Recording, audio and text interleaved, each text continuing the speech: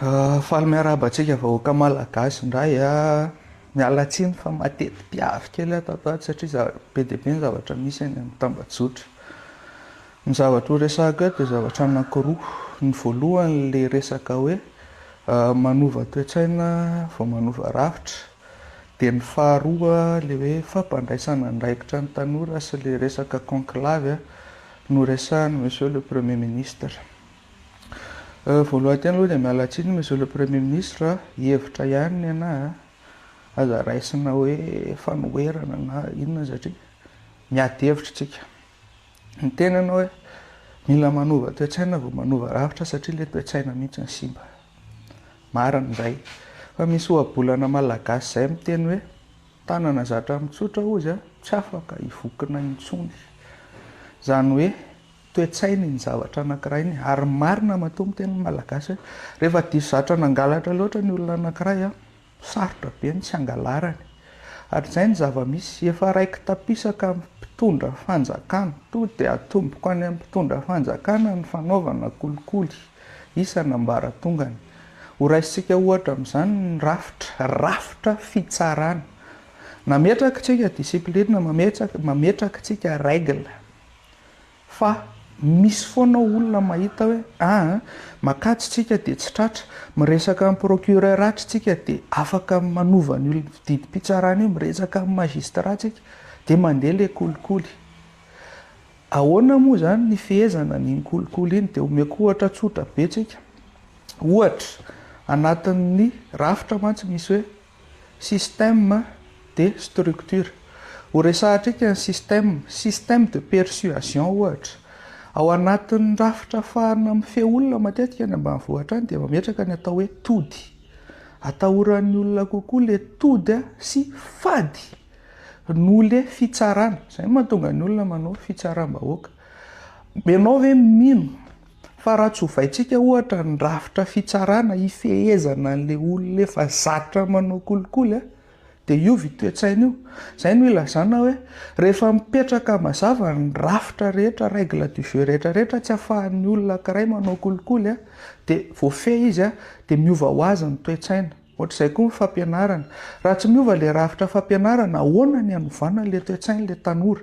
Misy zavatra apetraka ao izany. Dikan'izay ny rafitra no mifehy an'ilay toe-tsaina, ary mila olona tena vona hanova an'io rafitra io izay vao miova ny toe-tsaina. Miala tsiny fa tsy maintsy rafitra aloha amiko ny miova voalohany izay vao afaka hifehy ny toe-tsaina, satria averiko ilay ohabolana malagasy hoe tanana zatra mitsotra tsy afaka hivokina intsony. Faharoa, laza nareo fanomezana sehatra ny tanora. Miala tsiny monsieur le premier ministre, teo ianao tamin'ny entretien-ko tamin'izaho nanao ministra. Ny antony anankiray tonga nampostila dia nametraka tsara hoe aoka ho fenitra farany ambany ny traikefako sy ny diplômako. Dikan'izany hoe seuil minimum, tokony hoe olona mahay no za zany eo amin'ny toerana ministra. Ary za efa nanaiky an'izay hoe tsy ampy traikefa matoa tsy voaray. Fa averiko nefa fa misy ministra ao ary misy tanora fantatro tsara ny double doctorant manana traikefa lavitra n'ireo ministra ireo, ka eo ilay fanontaniana hoe le traikefa marina ve no jerena sa inona le zavatra misy. Fa amiko monsieur le premier ministre, be dia be ny entretien efa nataoko tany amin'ny ONG, tany amin'ireny organisme international ireny, fa ny entretien nataonareo anahy amiko tsy entretien ireny. Niezaka nangina birija moa to dia nireagira fa zany nanetry tena tsara. Fa mahita ilay fomba firesaka amin'izao dia tsy maintsy ho teneniko ihany nareo hoe ampo tsy miangatra, an-tsaina mieritreritra monsieur le premier ministre, ianao efa DG efa nitondra toerana avo ambony, mendrika ho entretien ve reny zavatra reny ve ny atao hoe entretien? Tsy haiko aloha, mety hoe izay zany ny entretien aminareo raha hoe entretien na ministre. Fa tiako hoe vereny dinihana kely monsieur le premier ministre hoe reny ve ny atao hoe entretien. Dia conclusion amaranako azy dia hoe raha tsy misy rafitra mazava mipetraka hifehy olona anankiray hiala amin'ny ratsy fanaony hanova ny toe-tsaina, tsy izy izany toe-tsaina miova izany. Raha mbola ny zavatra efa nisy teo aloha ny averina, tsy izy izany toe-tsaina miova izany. Mila mametraka, averiko ilay exemple hoe ny tody izao misy hoe atahoran'ny olona, système de persuasion tody ao anatin'ilay rafitra izay. Ny fady respekten'ny olona le fady satria iny napetraka rafitra napetraka tao an-tsaina.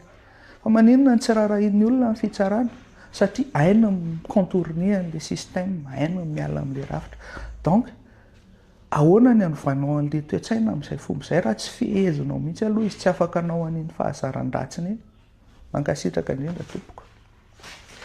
Sao ve zany ny iainana ao anatin'ity fanavaozana ity? Ny any Antsirabe, ny ato Antananarivo, miana ao anatin'ny aiza na ao anatin'ny fety, ny fitondram-panjakana nefa ao anatin'izany mandeha mitokana ny zava-bita, mandeha miantso artista.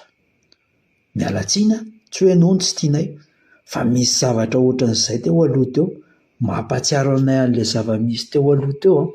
Ohatr'izao mihitsy angeny nanalanay an'ilay zoky teo aloha teo, tsy nitiavanay anazy. Inona ny priorité an'ity fitondrana ity? Dia asa fa tsy kabary. Alaivo sary an-tsaina kosa hoe ao anatin'ny fety ny vahoaka malagasy no miaina ao anatin'ny aiza. Dia hisy teny indray zao hoe tsy maharitra mihitsy ny tsy maharitra ninina mihitsy fa angamba fanavaozana vita ao anatin'ny fotoana vitsy kely. Eny, fa le tena priorité anareo zany inona? Ny jiro ny priorité amin'ny malagasy. Nisy minisitra teo aloha teo, niezaka izy ary tena navita, nasorina. Aiza ho aiza ity minisitra vaovao. Tsy azoko ihany hoe maninona zany raha navita ilay olona teo, maninona izy ny soroana, tsy azonay anie ilay izy. Ity vidéo ity dia vidéo fanairana. Rehefa tsefanareo ilay izy dia miala teo. Raha ny jiro priorité nampahatonga an'ilay zoky anankiray niala teo no ataonareo kitoto ohatran'izao dia tsy mendrika anareo nipetraka eo. Ity vidéo ity azo raisina fanoherana ny fitondrana, nefa azo raisina ihany koa fanairana anareo, nareo mitady hanao kitoto lasa ohatran'ny lasa manana confiance be loatra zany, manaonao foana. Aleo mba ho stable ity jiro ity. Nday ilay rehetra.